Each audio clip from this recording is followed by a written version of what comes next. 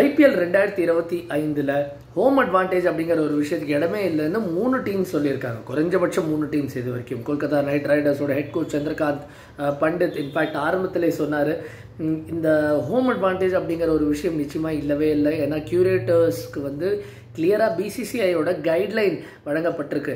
அவங்க எந்த மாதிரி சர்ஃபேஸை செய்யணும் அண்ட் அதில் ஃப்ரான்ச்சைசஸ்க்கு எந்த சேவும் இல்லை அப்படிங்கிறது. அதை இன்ஃபேக்ட் ஈடன் கார்டன்ஸோட சீஃப் கியூரேட்டரான சுஜன் முகர்ஜியும் கன்ஃபார்ம் பண்ணியிருந்தார். அவரும் அதை தான் சொல்லியிருந்தார். இந்த மாதிரி சீசனுக்கு முன்னாடி வந்து பிசிசிஐயோட கைட்லைன்ஸின் அடிப்படையில் ஃப்ரான்ச்சைசஸ் மற்றும் பிளேயர்ஸ்க்கு எந்த சேவும் கிடையாது, எப்படி பிக்சர்ஸ் தயாரிக்கப்படும் அப்படிங்கிறது. அண்ட் இது வந்து இன்ஃபேக்ட் ஒரு கான்ஃபர்மேஷன் கிடைக்கப்பட்ட ஒரு செய்தியும் கூட. நிறையா டீம்ஸோட ஒரு புலம்பல் என்னவாக இருந்ததுன்னா, at the start of the season அவங்க கிரவுண்ட்ஸை வந்து ரொம்ப சீக்கிரமே சரண்டர் பண்ண வேண்டியதாக இருந்துச்சு பிசிசிஐயோட மேற்பார்வைக்கு. அண்ட் அவங்க அதனால் ப்ராக்டிஸ் ஃபெசிலிட்டி தேட வேண்டிய ஒரு கட்டாயமும் இருந்தது. ஆப்டிமல் ப்ராக்டிஸ் ஃபெசிலிட்டிஸ் அவங்களுக்கு அந்த கிரவுண்டில் கிடைக்கிற கம்ஃபர்ட் வேறு எங்கேயாவது, உதாரணத்துக்கு இப்போ உப்பல் ஸ்டேடியம் ஹைதராபாத்தில் சன்ரைசர்ஸ் ஹைதராபாத் ட்ரெயின் பண்ணி பழகிறாங்கன்னா அந்த ஸ்டேடியமை அவங்க இன்னொரு பிசிசிஐக்கு அவங்க ஒப்படைப்பதனால வேறு ஒரு இடத்துல அவங்க ட்ரெயின் பண்ணுவது கடினம். ஸோ இது ஒரு சின்ன part of the problem. But Stephen Fleming in fact அடுத்த கட்டத்துக்கு இதை கொண்டு போகிறாரு. அவர் சொல்கிறாரு, நான் பலமுறை சொல்லியிருக்கேன், ஹோம் அட்வான்டேஜ் அப்படிங்கிறது எங்களுக்கு கடந்த 2 வருஷமாகவே இங்கே கிடைக்கல அப்படின்னு. அண்ட் அவர் சொன்னதில் கொஞ்சம் உண்மை இருக்குது. உதாரணத்துக்கு 2024 பார்த்தா கூட இங்கே 99 விக்கெட்ஸ் எடுக்கப்பட்டது சேப்பாக் மைதானத்தில். அதில் 75 விக்கெட்ஸ் ஃபாஸ்ட் பவுலர்ஸால் எடுக்கப்பட்டது, 24 விக்கெட்ஸ் தான் ஸ்பின்னர்ஸ் எடுத்தாங்க. இது வந்து சிஎஸ்கேவோட ஒரு மூல ஸ்ட்ராட்டஜி, அவங்களோட அடிப்படை குணாதிசயங்களுக்கு ரொம்ப நேர்மாறாக இருந்துச்சு. ஏன்னா நீங்கள் பார்த்தீங்கன்னா டிப்பிக்கலாக 2011-12 அந்த பீரியட்லையும் சரி அதுக்கப்புறமும் சரி அவங்க ஸ்பின் டு வின் அப்படிங்கிற ஒரு யுக்தியை தான் கையாண்டிருக்காங்க. ஸ்பின்னர்ஸ்க்காக ரொம்ப ஏதுவாக உருவாக்கப்பட்ட சர்ஃபேஸில் அவங்க ஏகப்பட்ட ஸ்பின்னர்ஸ், அஸ்வின் ஜடேஜா போன்ற ஸ்பின்னர்ஸ் அன்லீஷ் பண்ணி அவங்க நிறைய சக்ஸஸ் தேடிட்டு இருந்தாங்க. அந்த சக்ஸஸ் இப்போது கிடைக்கல.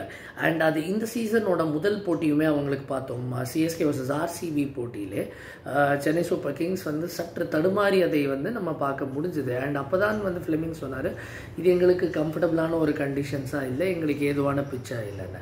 சரி, இவங்க 2 பேர் மட்டும் தான் சொன்னாங்கன்னு பார்த்தா Punjab kings versus Lucknow super giants, in fact லக்னோவோட ஹோம் மேட்சுக்கு அப்புறம் ஜஹீர் கான் சொன்னார், பஞ்சாப் கிங்ஸோட கியூரேட்டர் தான் நீங்கள் வந்து பிச்சர் தயாரித்தது போல் இருந்துச்சு. ஏன்னா நாங்கள் எதிர்பார்த்த எந்த விஷயமே இல்லை. ஏன்னா நீங்கள் ஆஸ் அ டீம் உதாரணத்துக்கு நீங்கள் கொஞ்சம் ஸ்லோ சர்ஃபேஸ் அப்படின்னு அனுமானித்து உத்தேசித்து நீங்கள் அதுக்கேற்ற மாதிரி நிறையா ஸ்பின்னர்ஸ், நிறைய டிப்ளி டாப்ளி பவுலர்ஸ்லாம் பிக் பண்ணுறீங்கன்னா, நேர்மாராக பிச்சு ரொம்ப ட்ரூவாக ப்ளே ஆகுது, ஃபாஸ்ட் பவுலர்ஸ்க்கு நிறைய ஹெல்ப் பண்ணுதுன்னா உங்களோட ஸ்ட்ராட்டஜியெல்லாம் தவிடுபடி ஆகுது. இதுதான் ஒரு பெரிய விவாதமாக இருக்குது. ஹோம் அட்வான்டேஜ் இருக்கணுமா இருக்கக்கூடாதா அப்படின்னு. ஹோம் அட்வான்டேஜ் இருக்கணும் அப்படிங்கிறது பல பேரோட கருத்து. காமெண்டேட்டர்ஸ் சைமன் டூல் போன்றவர்கள் வந்து நிறையா முறை இதை சொல்லியிருக்காங்க, கண்டிப்பாக இருக்கணும்னு. And in fact Akash Chopra ESPN cricket போல் பேசும்போது அவருமே அதை சொல்லியிருந்தார், கண்டிப்பாக ஹோம் அட்வான்டேஜ் இருக்கணும், அது ஏன் எடுக்கணும் அப்படிங்கிறது வந்து எனக்கு புரியலை. அந்த டீம் கேட்கிற விஷயத்தை கொடுக்கும்போது அண்ட் லாப் சைடடாக இல்லாத வரைக்கும், அதாவது நீங்கள் வந்து பயங்கரமான ஒரு ஸ்னேக் பிட் மாதிரி ஒரு பிக்சர் ரெடி பண்ணாமல் இருக்கிற வரைக்கும் பிரச்சனை இல்லை. ஏன்னா அவர் சொல்கிற காரணம் ஏன்னா பிச்சு ரொம்ப மோசமானதாக எப்படியுமே வந்து மேட்ச் ரெஃப்ரி குறுக்க வர போகிறாங்க. ஸோ நீங்கள் மைட் அஸ் வெல் ஒரு ஹோம் டீமாக இருக்கும்போது நீங்கள் அதை மேக்ஸிமைஸ் பண்ண தானே பார்ப்பீங்க. ப்ளஸ் ஒவ்வொரு டீமுக்கும் ஒவ்வொரு வென்யூக்கும் இருக்கிற குணாதிசயம் இன்னும் மேலோங்கி நிற்கும் அப்படின்னு. சஞ்சய் பாங்கர் வந்து கொஞ்சம் மாறுபட்டு அதே ஷோவில் என்ன சொல்கிறாருன்னா, ESPN கிரிக்கெட் போல் மேபி கொஞ்சம் ஸ்டாண்டர்டைசேஷன் இருக்கணும், பிசிசிஐயோட ப்ராட் கைட்லைன்ஸ்க்கு உட்பட்டு நடக்கணும். அதுக்கு அவர் ஒரு சில எக்ஸாம்பிள்ஸும் சொல்கிறாரு. இப்போ சில இடத்துல பார்த்தீங்கன்னா நீங்கள் பிச்சோட கேரக்டரை பெருசாக மாற்ற முடியாது.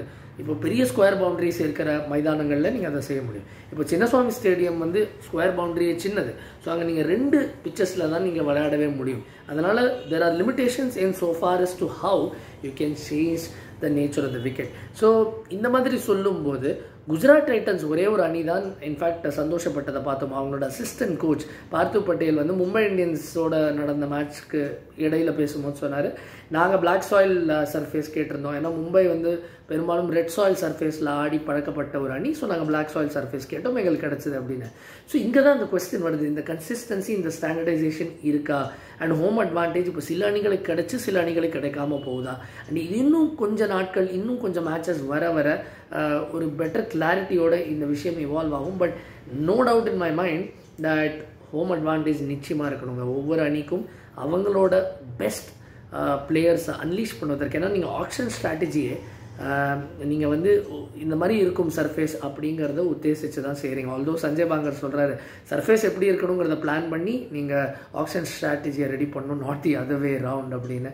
ஸோ இந்த விவாதம் இன்னும் ஓப்பனாக தான் இருக்குது. உங்களோட கருத்துக்கள் என்னங்கிறதும் காமெண்ட் செக்ஷனில் பதிவு பண்ணுங்கள். தேங்க்யூ ஸோ மச் ஃபார் வாட்சிங். Two like, share and subscribe to my YouTube channel get this creative. Thank you for வாட்சிங்.